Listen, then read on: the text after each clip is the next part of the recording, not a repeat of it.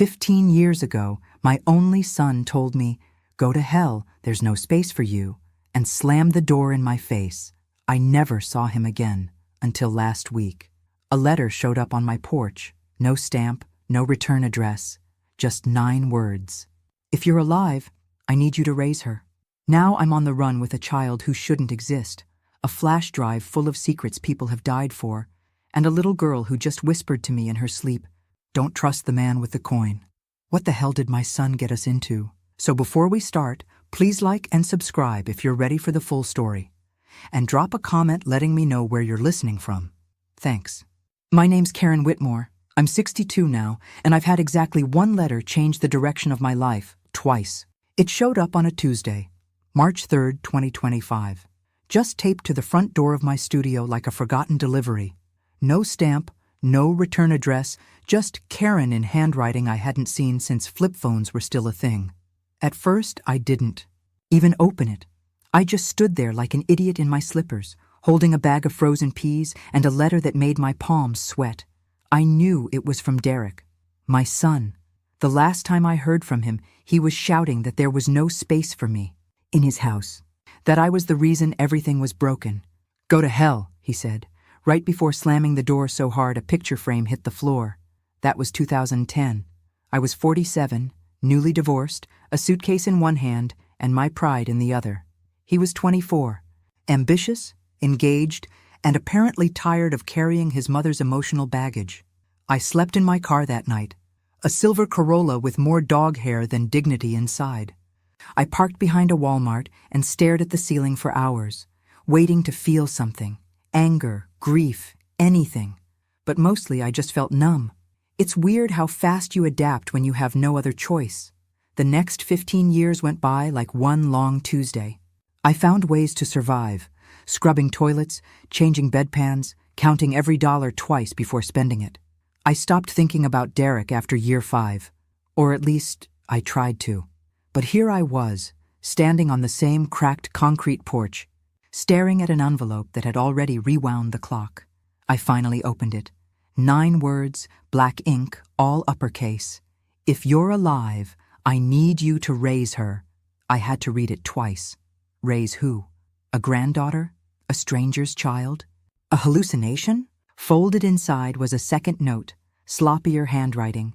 "Don't call anyone. Check the glove box." That's all it said. No signature, no apology, no explanation. Just a breadcrumb trail from the person who threw me away. I sat down on the bow step, still holding the note, and for a second I actually laughed. Not because it was funny, but because of the sheer audacity. After all these years of silence, he wanted me to drop everything and dive headfirst into God knows what. Because he needed me. I should have tossed the letter and gone back to microwaving my soup. But instead, I got in my car and drove. Old habits die hard, I guess. The house was still there. Same shape, same driveway. New siding, different cars. But the garage was untouched. The same dent in the bottom corner, same squeaky door I'd cursed 100 times. I didn't even have to break in. The lock was busted, like it had given up trying.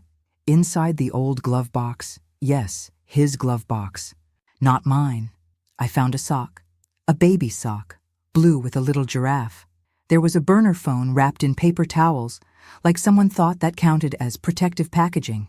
And a folder. Legal papers. Something about temporary guardianship. And custody. My stomach twisted. I didn't know who the kid was yet. I didn't know if this was real or some cracked-up favor from a man who once blocked my number for sending a birthday text. But the phone buzzed in my hand before I could process any of it. 1 missed call. No name. I opened the voicemail. It wasn't Derek. It was a little girl. Her voice was soft, whispery.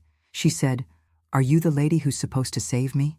And just like that, I couldn't breathe. I didn't sleep that night, just laid there on top of my covers with the burner phone clutched in both hands, like it might disappear if I let go, replaying that voicemail on loop until the battery finally died around 4 in the morning, and even then I could still hear her voice. "Are you the lady who's supposed to save me?" So soft it didn't even sound scared, just tired, like she'd been waiting too long to ask the question and almost forgot how to use her voice at all.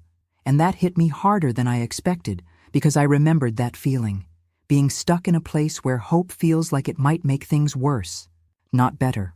And that's when I knew I was already in it, whether I wanted to be or not. So I charged the phone and waited, pacing my tiny kitchen while the toaster buzzed and the dog next door barked at nothing. Until finally, around 10, it rang again. No caller ID, just that same whisper. Only this time she said, "He said you would come today." And before I could even respond, a woman's voice came on, sharper, older, tired in a different way, saying, "You have until noon." Then hung up. No name, no location, just a gut punch and a deadline. And I sat down hard at the table, trying to piece it together like a puzzle I never agreed to play, thinking maybe it was a test or a trick or some half-baked guilt trip Derek cooked up between breakdowns. But something in that girl's voice kept pulling at me, something I couldn't unhear. So I took the folder with the court papers, the sock, the phone, and a jacket that hadn't fit right in years. And I drove back toward Irvin with no real plan except to follow the vague directions written in blue ink on the back of one of the custody forms. Old Orchard Motel, roommate, ask for June. And maybe it was reckless, maybe it was stupid, but at some point you stop weighing logic when a child's voice asks if you're the one who's supposed to save her. And I figured, if I was wrong, I could leave, but if I didn't show up and something happened, I'd never forgive myself. So I parked behind the rundown motel just before noon, heart thudding like I was breaking into my own past, and knocked twice on the door that looked like it hadn't been painted since Bush was in office, and a tall, wiry woman with nicotine-stained fingers and hair piled up in a messy bun cracked it open and stared at me for a long second before stepping aside without a word. And there she was, sitting cross-legged on the floor with a juice box and a doll missing one arm, little denim jacket, curls falling in her face, eyes too quiet for a 6-year-old. And I swear, the second she looked up at me, everything in the room stopped, not dramatically, just like the air knew to pause, and I didn't cry or smile or say anything clever. I just nodded like some awkward stranger at a funeral, because what the hell do you say to a kid who already looks like she's been through more than you could imagine? And the woman, June I guessed, said, "You're late," then handed me a small duffel bag and said, "He said no cops, no names, no questions, and to tell you, this ain't a babysitting gig." And the way she looked at me after that, like she was done carrying whatever weight this was, made me wonder what she knew that I didn't. And before I could even ask, she was gone. Out the door, no goodbye, just silence, leaving me alone with this little girl who hadn't moved or said a word, just watched me like she was waiting for me to pass some test I didn't study for. And I sat down across from her, slow, careful, and said, "I'm Karen." And she blinked once, still silent, then handed me the doll like that was the deal, like I'd signed the contract just by showing up. And I held that broken little thing, like it was the first piece of her I'd been trusted with. And I knew right then, no matter what Derek had done or what mess was waiting down the road, I wasn't going anywhere without her. She didn't speak for the first half hour, just sat on the edge of the motel bed with her legs swinging and that doll clutched to her chest like it was wired to her heartbeat. And I didn't push, because I figured if someone had to be quiet, to feel safe, I wasn't about to be the adult who messed that up. So I opened the duffel bag June left and found a pack of juice boxes, 2 t-shirts, a worn-out folder wrapped in an elastic hair tie, and a tiny toothbrush still in the plastic. And something about the way it was all packed, so careful, so minimal, made my stomach twist like someone knew this kid wouldn't be staying anywhere for long. And I glanced at her again, trying to find something in her face that looked like Derek. But she didn't look like anyone I knew, not him, not his ex, not even Monica, if that's who the mother was. And I felt stupid even trying to guess, because what did it matter whose eyes she had if no one else was around to protect her? And when I flipped through the folder, the first thing I saw was a fake name, mine, on a temporary guardianship form, signed in chicken scratch that barely passed as Derek's handwriting, followed by a birth certificate with no father listed and a mother named Monica Fielding, which stopped me cold, because last I heard Monica was gone, not just out of Derek's life, but out of life entirely. Something about a fire, a news article. I half remembered but never finished because I didn't want to know the details back then, and suddenly all the silence made a little more sense, like maybe this girl was more ghost than child, floating through strangers' hands since her mother died and her father disappeared. And now somehow she'd landed on my doorstep with nothing but a doll and a paper trail held together with rubber bands, and I should have called someone. I knew that. CPS, the cops, anybody. But then she looked at me, really looked, and said in the smallest voice, "Are you mad?" And I had to swallow hard before answering because I knew exactly what she meant, even if she didn't have the words for it. And I said, "No, sweetheart, I'm not mad at you." And she nodded once like that was all she needed for now, then scooted a little closer and leaned her shoulder against mine like we were already family, or at least like I was the first adult in a while who hadn't passed her off like old luggage, and we just sat there for a minute while I held the papers. And she leaned against me, and the TV in the corner played some cartoon we weren't watching. And I kept thinking about Derek, what kind of trouble he had to be in to drop a kid into this mess and then vanish, what he meant by, "I can't keep her safe," and why me, after all this time, after everything he said and didn't say, why? Trust me now. And maybe it wasn't trust. Maybe it was desperation. But that didn't change the fact that I was here and she was here and no one else was knocking on that door. So I put the papers back in the bag, pulled the blanket up over her legs, and told her we'd figure things out tomorrow, even though I had no plan, no answers, not even a map for where to start, just a knot in my stomach and a kid who trusted me a little more than I trusted myself. And for the first time in years, I didn't feel angry at Derek. I just felt scared for what kind of mess could turn him into the kind of man who begged his estranged mother to save his daughter from something he was too afraid to name. I woke up to the sound of her breathing, soft and steady like someone who hadn't slept that peacefully in a long time. And for a second, I just watched her, curled up in the scratchy motel blanket, one arm wrapped around that busted little doll, like she'd known me forever instead of just 12 hours, and something in my chest ached at how natural it already felt, like she was meant to be there even though none of this made sense yet, so I let her sleep while I sat at the tiny table, flipping through the folder again, looking for anything, an address, a note, a breadcrumb, and buried in the middle was a faded photo. Derek, at maybe 25, younger than I remembered, with his arm around a woman I didn't recognize and a blurry little girl between them, smiling too hard like someone told her to say cheese but not why. And on the back, in Derek's handwriting, it said, "Last good day," and a date I didn't want to think about, and that was enough to push me into action. So once Emmy was up and dressed, still mostly silent but following my lead without question, I loaded the bag, the doll, and the kid into my car and drove us back to Irvine, not the house. I wasn't ready for that. But the garage, the one behind the old house. Because if Derek was asking me to check the glove box, there had to be a reason. And I figured the fewer people who saw me there, the better. So I parked 2 blocks away and walked the alley with my heart pounding and Emmy's hand in mine, small and warm and trusting, like I knew what I was doing. And I didn't, not really. But the garage door creaked open like it had been waiting for me, and everything inside looked the same. Dust, boxes, the faint smell of old paint and motor oil. And sure enough, sitting half open on the workbench was the old glove box from Derek's first car. The same one he totaled back in college and refused to throw out, said it held history, whatever that meant. And when I opened it, I found a manila envelope taped to the inside, labeled Karen in marker.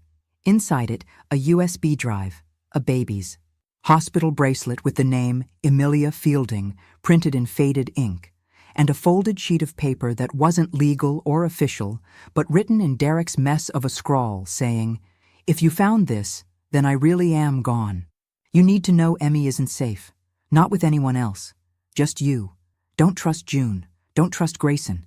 They'll say they're helping, but they're not. Keep moving, and whatever you do, don't let Brenner find her." And I stood there with the paper trembling in my hands, reading it over and over, heart pounding, trying to make sense of names I didn't recognize and threats I didn't understand.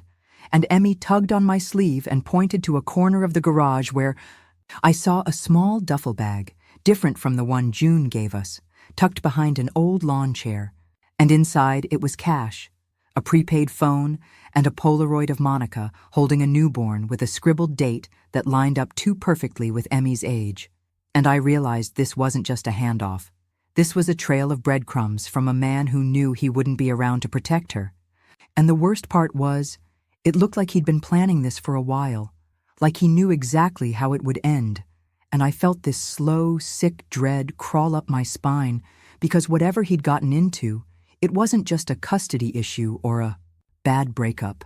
It was something deeper, messier, dangerous, and I was already in it, knee-deep, with a child I barely knew and no one left to call. So I locked the garage, walked us back to the car, and told Emmy we were going somewhere safe, even though I didn't know where that was yet. And she nodded, like she trusted me anyway. Like whatever her little brain had already seen, I was the best option she had left.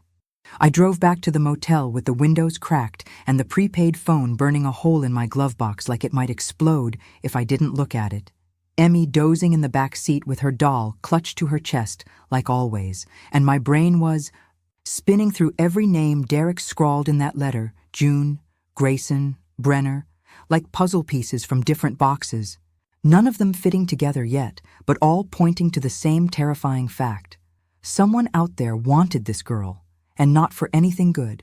And I knew I should have gone straight to the police or CPS or anyone with a badge and a clipboard. But Derek's voice in that letter kept replaying in my head. Don't trust them. Don't let them find her. And the worst part was, I believed him. Not because he'd earned it, but because his fear felt real. And fear like that doesn't come from nowhere. So I parked across the street and watched the motel for a good 5 minutes before walking in, everything looking the same as we left it. Same peeling paint. Same Coke machine buzzing like it had a bee stuck inside. And I didn't notice anything strange until we got inside the room, and I saw the mirror fogged around the edges like someone had breathed on it, even though we hadn't been gone long. Enough for it to be natural, and there was a single smudge in the shape of a fingerprint, low to the glass, like someone small had touched it. And that's when I realized Emmy was staring at it too. Not scared, not surprised, just still, like she'd been expecting it. And I asked her gently, "Did someone come in?" And she nodded once, slowly, then whispered, "He came while we were gone." And I felt my stomach drop through the floor because I hadn't told her what Derek wrote, hadn't mentioned Officer Brenner or anyone else, and yet she said it like it was just a fact, like he was a regular character in her story. And when I asked who he was, she just looked at me and said, "The man with the white van." And I don't know what I expected next, but it sure as hell wasn't her crawling under the bed and pulling out a small piece of paper I hadn't seen before, folded twice, with a drawing on one side. Her, me, and a man with no face holding a long stick, maybe a cane, maybe a weapon, I couldn't tell. But the detail that stopped me was the house behind us in the drawing, because it looked exactly like my old place, the one Derek kicked me out of 15 years ago. The same crooked shutters and dead tree, and I had no idea how Emmy would even know what that house looked like unless someone had shown her, or worse, taken her there. And I suddenly felt like the walls were too close and the air was too thick, so I grabbed the bag, stuffed our things, and told her we were leaving again, and she didn't ask why, just grabbed her doll and followed me out like it was routine. And maybe it was, for her. Maybe being dragged from one hiding spot to another had become her normal. And that broke me a little, knowing that a 6-year-old already understood how to pack up her life in 30 seconds. And as we pulled out of the parking lot, I saw the van, not parked, just idling across the street, white, nondescript, windows tinted too dark for the law. And I didn't stop to confirm anything, didn't need to. I just drove, and in the rearview mirror, Emmy leaned her head against the window and whispered, "He's not going to stop." And I didn't ask how she knew that, because deep down, I already believed it. I didn't stop driving until the gas light came on somewhere outside Bakersfield, the kind of in-between town where no one looks twice at a woman in sweatpants and a kid holding a stuffed animal like it's a passport. And I figured if we were going to keep running, I needed more than cryptic warnings and old baby bracelets. So I parked near a diner with free Wi-Fi, bought Emmy a grilled cheese and a chocolate milk she barely touched, then pulled out the prepaid phone and searched. Derek's name for the first time in years. Not expecting much, maybe an old mugshot or some financial record, but what I found made my blood go cold. 3 articles, all within the last 2 years. The first about his startup collapsing after a fraud investigation, the second about his business partner vanishing overseas with several million in investor funds, and the third, more recent, a blog post by some tech journalist calling Derek a manic liability, referencing multiple psychiatric holds, a restraining order from his ex-wife and a sealed custody case involving a child under 6, and the picture they used of him didn't even look like the boy I raised. It was hollow-eyed, scruffy, older than 35 should look, like whatever he'd gotten tangled in had eaten away at him from the inside out. And Emmy sat there, swinging her legs under the table, unfazed, until I asked softly, "Do you remember your mom?" And she said, "Her name was Monica, but she's not here now." And I felt this awful knot tighten in my chest, because that was the first time she'd given me a full sentence without being prompted, and it felt like unlocking a door I didn't have a key for. So I nodded and didn't push, just opened the court papers again and tried to cross-reference anything. Dates, names, addresses. But everything Derek left behind was deliberately vague, like he was trying to say something without putting it in writing. And that's when I remembered the USB from the garage, still buried in my bag, and I plugged it into my laptop using a borrowed outlet near the bathroom and waited while it loaded a single folder titled Brenner Proof, which sounded dramatic, until I opened it and saw a mix of emails, audio clips, and a folder of photographs, some surveillance style, some screenshots of police reports, and one video clip, only 22 seconds long, of Derek in a hoodie speaking directly into the camera, looking more sane than he did in any news story, saying, "If they find this before my mom does, it won't matter. But if you're watching this, it means I failed to stop them, and she's your only shot, Em." And then it cut out. No explanation, no context. Just that look in his eyes like a man who saw something he couldn't unsee. And I closed the laptop fast because Emmy was watching me now. Not scared, not curious, just watching. And I realized I'd been holding my breath the whole time. And maybe I didn't have all the answers, but I knew one thing for sure. This wasn't just about Derek losing his mind or screwing up a business deal. This was about something bigger. Something that involved people willing to follow a 6-year-old across counties. And if Officer Brenner's name was on that folder, then I wasn't calling the police. Not now. Maybe not ever. So I grabbed Emmy's hand, paid the bill, and walked us back to the car like we were just passing through. And in my head, I was already planning the next move. Not as someone's mother or ex-wife or washed-up caretaker, but as someone who had just become the only person left willing to fight for a kid who never got a choice.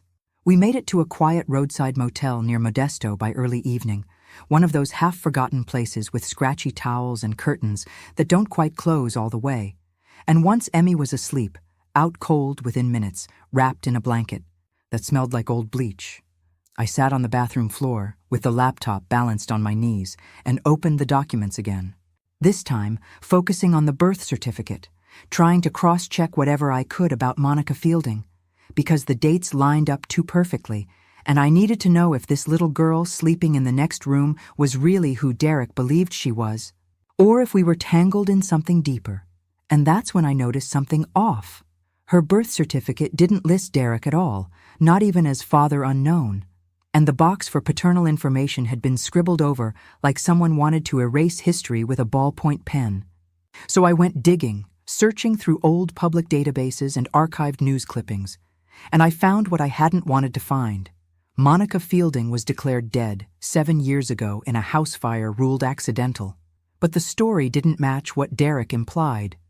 Because according to the coroner's report, Monica had no living next of kin and no surviving children listed, which made no sense unless the child wasn't there or wasn't hers at all.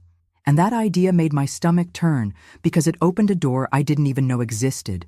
One where Emmy wasn't just abandoned or overlooked, but deliberately removed from the record, hidden on purpose. And I couldn't decide what scared me more, that someone erased her existence, or that someone else might come looking to put it back. So the next morning, I drove us to a small urgent care clinic and gave them a story about needing a school medical form, hoping it would get us close enough to verify some basics. And the nurse was kind, didn't ask questions, just swabbed Emmy's mouth and scanned her vitals. And while we waited for basic intake, I asked casually if they could run a background identity check, saying we had no documents, trying to act like a forgetful guardian instead of a woman on the run, and the nurse hesitated but said she'd see what she could do. And an hour later, I got called into the office, where the nurse looked uncomfortable and said, "I don't know how to tell you this, but she's not in the system. Not under this name, not under any alias or birth date close to it." And I said, "What do you mean, not in the system?" And she said, "Like she doesn't exist."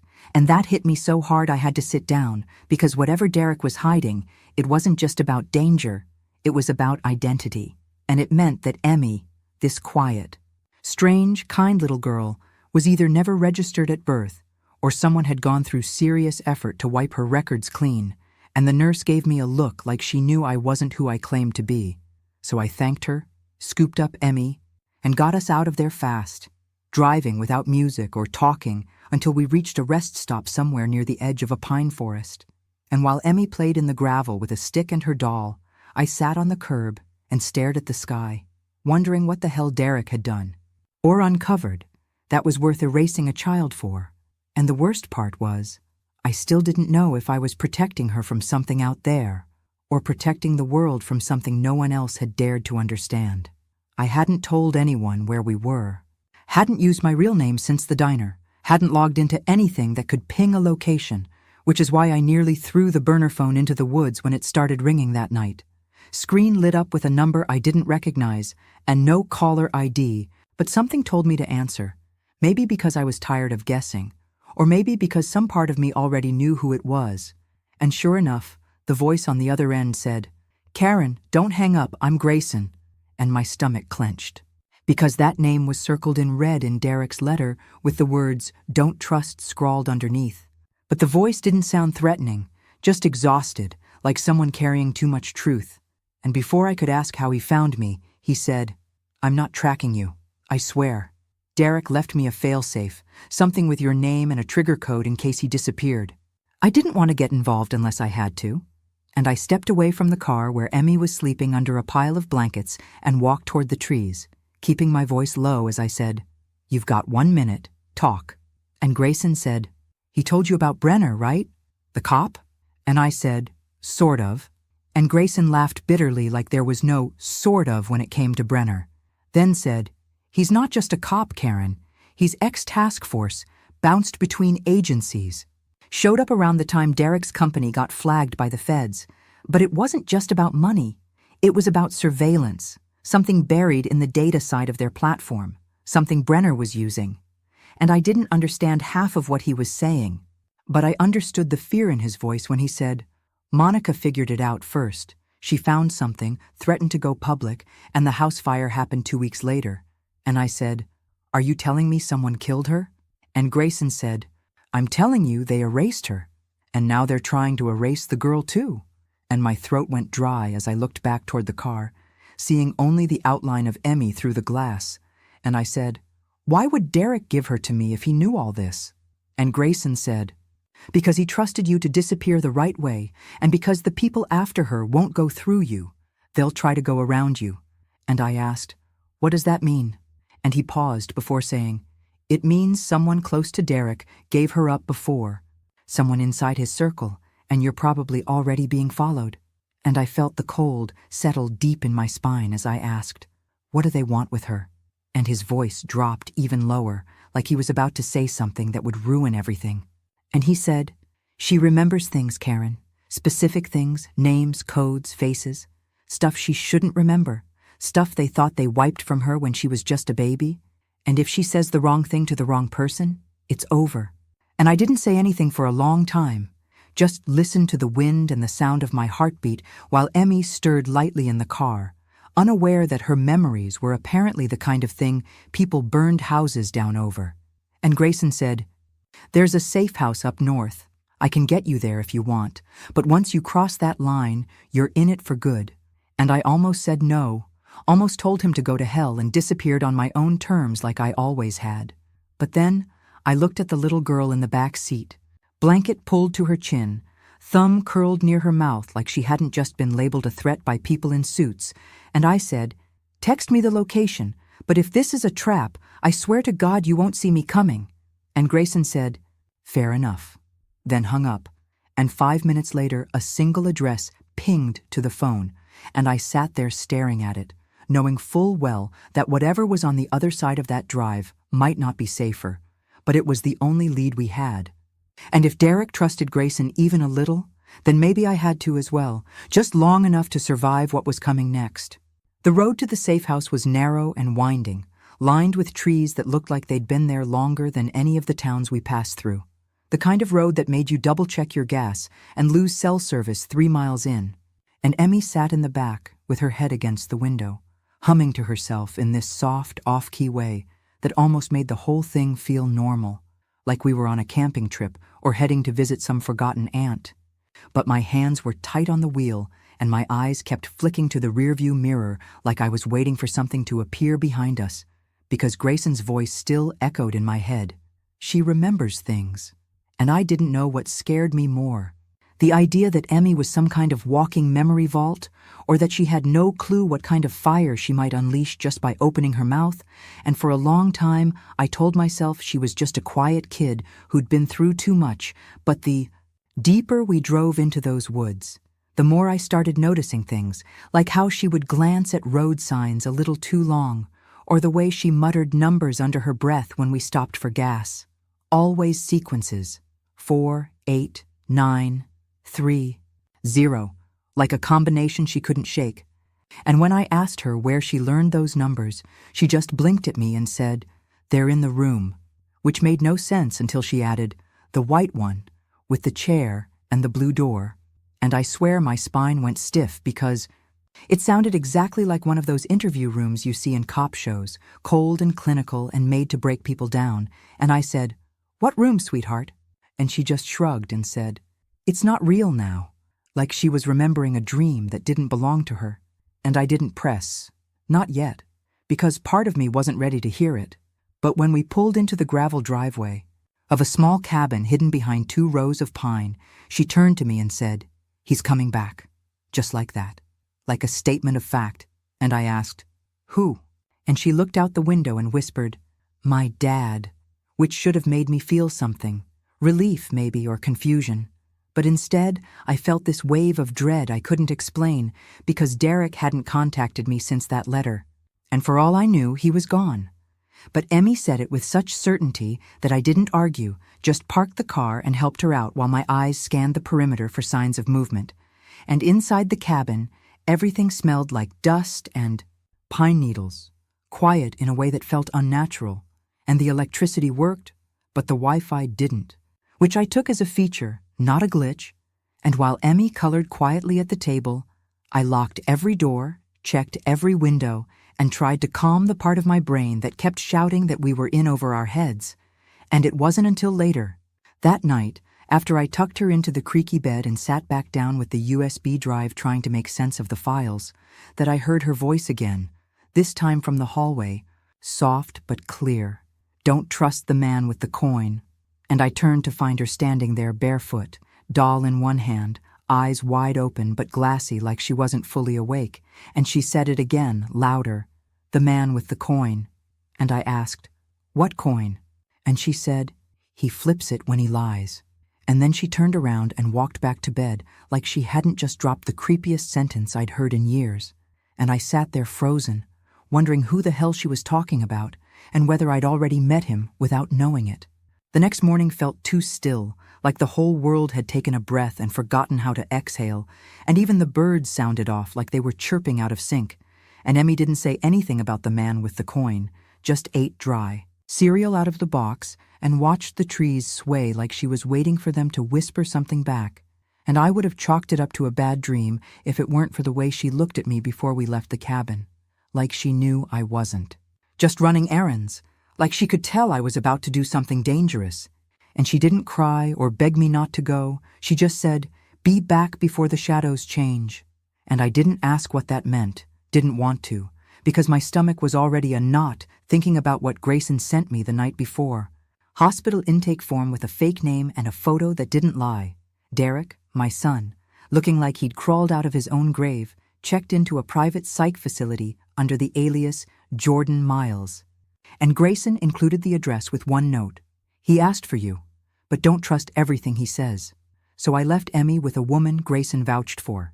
Annette, ex-nurse, soft-spoken, eyes like she'd seen too much, and told her I'd be back by sundown, then drove 2 hours north to a gated clinic tucked into the hillside, the kind of place that looked more like a yoga retreat than a psychiatric hold. And when I walked in with Derek's old medical paperwork and dropped his real name, they didn't even flinch, just nodded and said, "He's lucid today. We'll take you to him." And I followed a nurse down a long, sterile hallway that smelled like lavender and bleach. And when I saw him sitting on a bench with a blanket over his lap and a pencil in his hand, I barely recognized him. Thin, pale, eyes sunken but sharp, and he looked up, blinked like he wasn't sure I was real, then said, "I knew you'd come." And for a second I hated him. Not for what he did, but for how easily he said it. Like the last 15 years were just some quiet misunderstanding, and I sat down across from him, heart pounding, and said, "What the hell is going on, Derek?" And he smiled, small and sad, then said, "They didn't erase me because I had backup." And I said, "What does that mean?" And he leaned in close and whispered, "You're the backup." And then he started talking fast, hands shaking, words tripping over each other, saying things like data nodes, prototype implants, deep learning retention. And I told him to slow down, to talk like a human being. And he finally said, "Monica found out they were using her research, neural mapping, to build memory banks into kids, experimental trials. They swore it was all hypothetical, but they tested it on Emmy." And I felt the air leave my lungs because that wasn't something you could just say and walk away from. And I asked, "Are you saying Emmy's memories aren't hers?" And he said, "They are now, but they weren't supposed to last. She's remembering things no one wanted remembered. And if they find out how much she knows, they'll disappear her like they did Monica."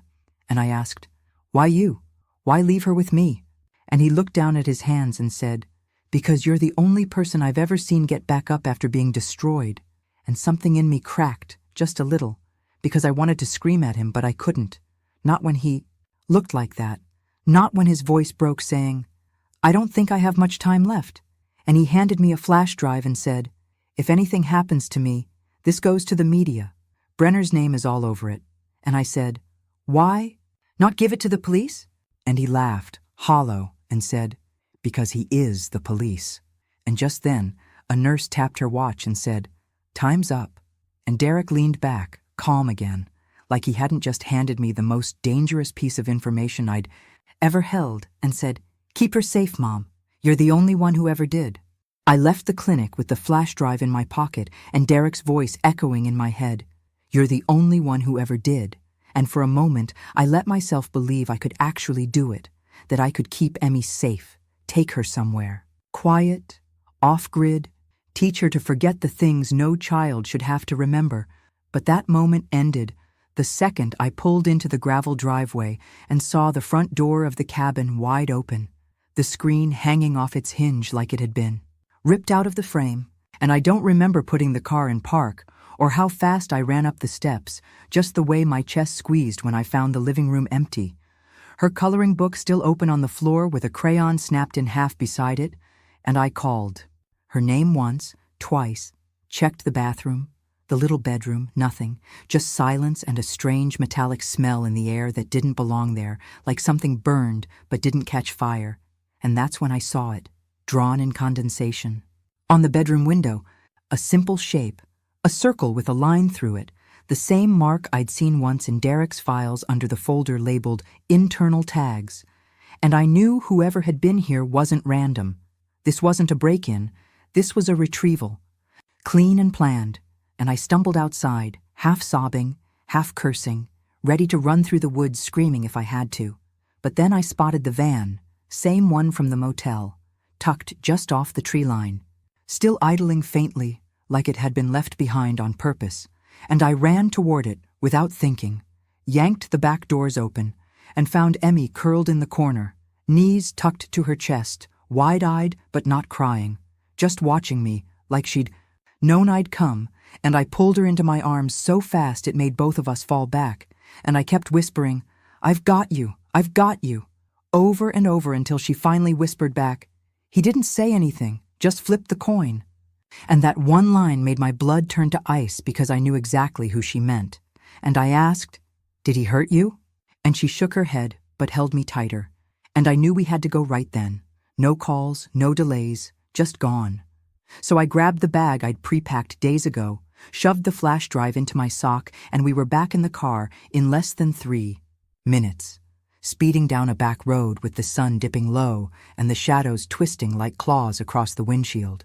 And I kept checking the mirrors, half expecting headlights. But there was nothing behind us, just silence and the humming of the tires. And somewhere past Reading, I pulled into a rest stop and threw the prepaid phone into a dumpster because it was probably compromised the second Grayson used it. And I didn't cry until Emmy was asleep again, curled up on the passenger seat with her doll tucked under her chin and a Band-Aid on her arm from where someone had tried to take something. Blood. Maybe I didn't know, and I didn't want to know. Not tonight, not yet. And I sat there under a flickering streetlight, gripping the wheel like it was the only thing tethering me to the world, thinking about that flash drive and the video. Derek showed me, thinking about the mark on the window and the man with the coin, and the horrible realization that this wasn't about hiding anymore. It was about running faster than anyone could follow. And if we were going to make it, I had to become someone else entirely again. We crossed into Oregon by sunrise, the road still dark in places, trees crowding both sides like they were trying to hide us from the rest of the world. And I drove until the gaslight blinked and my hands ached from gripping the wheel. And somewhere, near a coastal town called Bandon, I pulled into a used car lot run by a guy with more tattoos than patience and swapped my Corolla for an old Subaru in cash. No names, no questions. Just a handshake and a license plate that didn't scream, California. And I tossed the old registration into a trash can behind a gas station, along with everything else that still tied us to who we used to be. Then checked us into a weekly rental with faded curtains and a view of the parking lot. But the bed was soft and the door locked, and that was enough for now. And I spent that night burning the contents of the flash drive in the sink, piece by piece, watching lines of code and documents curl into ash under the flame of a dollar store lighter because I'd made my choice, and it wasn't justice, it wasn't revenge, it was her, only her. And if exposing that data meant risking Emmy's life, again, I couldn't do it. Not when she finally started sleeping through the night. Not when she asked me in the morning if we could plant flowers outside the window, and that's how we began, not with a grand plan or fake IDs. Just with tomato seeds and 2 mugs of hot cocoa and a little girl calling me Mom one afternoon, like it wasn't even a big deal, like she'd always known, and maybe she had, in whatever strange corner of her mind still held the ghosts of other lives and hidden names. But it didn't matter anymore because she was safe, really safe, not just hiding. And I dyed my hair gray, finally earned it, and told the landlord my name was Jean and that I'd been a widow for years. And he never asked twice. Just let me paint the porch and fix the mailbox and turn the little place into something that felt like ours. And sometimes I still thought about Derek, wondered if he was alive, if he'd ever get better, if he knew. We were okay, and I hoped he did, because for all the damage he'd done, he gave me this, gave me her, and that mattered more than anything he broke. And as the months passed, Emmy started speaking more, drawing less, laughing harder. And when school enrollment came around, I filled out every form by hand, gave her a new birthday, a new last name, and a promise that no one would ever take her from me again.